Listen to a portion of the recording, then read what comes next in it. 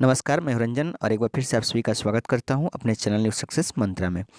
दोस्तों, आज कुछ जो है टेक्निकल वजह से कुछ दिक्कतें आ चुकी हैं, जिसकी वजह से जो है क्लास नहीं हो पाएगी लाइव।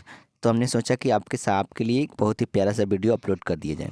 ठीक है, तो आज के इस सेशन के अंदर अगर आप 12वीं का एग्ज़ाम देने जा रहे हैं, ठीक है, और हिंदी तो 100 मार्क्स होगा, तो चाहे आप आर्ट्स, साइंस या फिर कॉमर्स किसी भी स्ट्रीम्स के हैं, ठीक है, तो आपके लिए बेहद ही ये वीडियो इम्पोर्टेंट होगा और आपको जो है कहीं ना कहीं 5 नंबर दिलाने में इसका अहम योगदान होगा।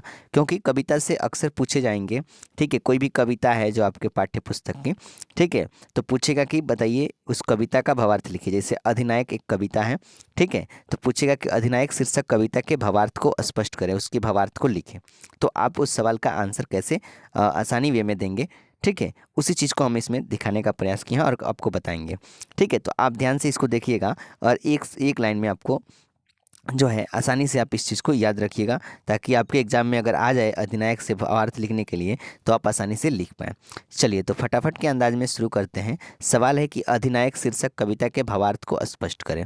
तो आपको लिखना है कि प्रस्तुत कविता, याद रखना है, प्रस्तुत कविता रघुवीर सहाय, यानी कि अधिनायक कौन लिखा है? रघुवीर सहाय।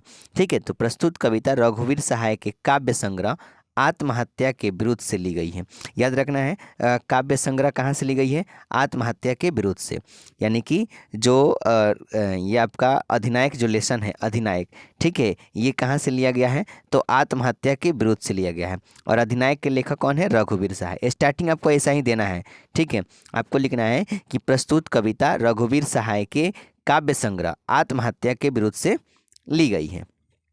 ठीक है, आगे लिखना है कि स्वाधीनता प्राप्त होने के, ठीक है, यानी कि आज़ादी होने के इतने वर्ष बाद भी आम आदमी की हालत में कोई बदलाव नहीं है। यानी कि अधिनायक जो लेसन है ना, इस लेसन के अंदर, ठीक है, आम आदमी की हालत को बताया है कि आज़ादी होने के बाद भी इतना वर्ष हो गया आज़ादी होने का, लेकिन जो आम आदमी है, जो सामान्य व्यक्ति हैं, ठीक है, जो मजदूर है, जो गरीब है, उसका शोषण, उसके जो स्थिति है, उसकी स्थिति में आज भी हमें परिवर्तन देखने को नहीं मिला है।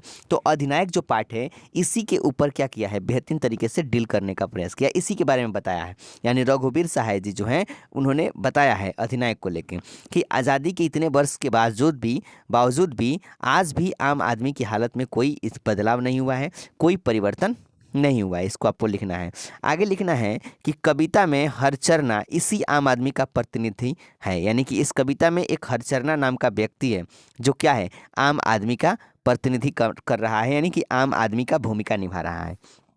ठीक है, इस कविता में जो हरचरना है वो क्या है? आम आदमी की भूमिका निभा रहा है। ठीक है, आगे आपको लिखना है कि कविता में राजनीति में पनप रही सामंती प्रवृत्ति पर व्यंग किया है।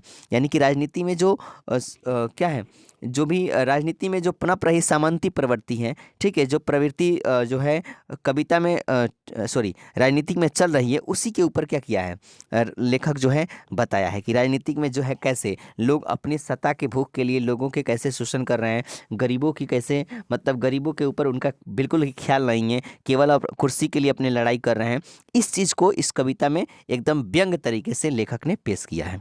आगे है कि सत्ताधारी वर्ग के मंत्री हो चाहे मुख्यमंत्री हो, अब अधिनायक बन गए हैं। यानी कि ये लोग जो है ना, क्या है? अधिनायक बन गए हैं। जिनकी भी शासन होती है, जिनकी सत्ता होती है, वे लोग क्या है? उनके मंत्री, उनके मुख्यमंत्री, ये क्या है? एकदम अधिनायक बन गए हैं। और ये लोग ही क्या करते हैं? गरीब, मजदूर और जो शोषित वर्ग के लोग हैं, ठीक है, उनके ऊपर क्या कर रहे हैं? अपना राज करते हैं। उनके जीवन में कोई परिवर्तन नहीं है, ये लोग अपनी कुर्सी के भूखे हैं।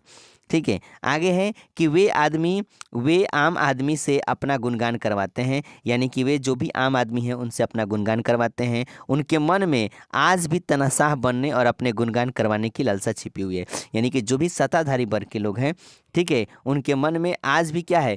तानाशाह वे लोग बने हुए हैं और अपना गुणगान करवाने की, जिसकी मेरा जय जयकार हो, मेरा गुणगान हो, इस चीज़ की उनके अंदर लालसा छुपी हुई है। और अक्सर वे लोग जो हैं तानाशाह बनकर ऐसा ही काम करते हैं। आम आदमी को विवशता के कारण उनकी यह इच्छा पूरी करनी पड़ रही है। अब आम आदमी को क्या है? विवशता है, परेशान है, क्या कुछ नहीं कर सकते हैं। ठीक है, और जो सत्ताधारी वर्ग हैं उनका क्या है? आप गुणगान कर रहे हैं, उनकी उनकी जय जयकारा कर रहे हैं, ठीक है, उनके लिए अपना एक दिन रात एक किए हुए हैं, तो विवश है, आप विवश होकर आम आदमी कर रहा है ये सारी चीज़ें, ठीक है। आम आदमी को भी ऐसी कुछ लालसा नहीं है, लेकिन आम आदमी क्या है, विवश है, और वो सत्ताधारी वर्ग जो है अपना तनाशाह रवैया अपनाया है और अपने हिसाब से लोगों को क्या किया है, जो है चलना पड़ रहा है इस तरीके से। तो इस लेसन के अंदर ओवरऑल जो है ना, इसी के बारे में चर्चा किया गया है अधिनायक में, ठीक है, कि जो सत्ताधारी वर्ग हैं वे लोग जो है अपनी मनमानी कर रहे हैं अपने हिसाब से, जो गरीब हैं उनके अंदर शोषित है, जो पीड़ित हैं उनकी स्थिति में कोई भी परिवर्तन नहीं हुआ है। तो इस तरीके से आप लिख देंगे ना, तो आपको बहुत ही बढ़िया 5 नंबर आपको कोई देने से रोक नहीं सकता है। 5 नंबर आपको 100% मिलेंगे कविता के भावार्थ को लिखने में। ऐसे ही हम सभी चीज़ों को आपको हिंदी का भी करा देंगे, ठीक है। तो इस वीडियो में इतना ही, फिर मिलते हैं नेक्स्ट वीडियो में। तब तक के लिए बाय बाय, ख्याल रखिए अपना, पढ़ते रहिए, मुस्कुराते रहिए। एकदम छोटा सा वीडियो होगा, आप ध्यान रखिएगा, ठीक है। चलिए, जय हिंद, जय भारत, थैंक यू।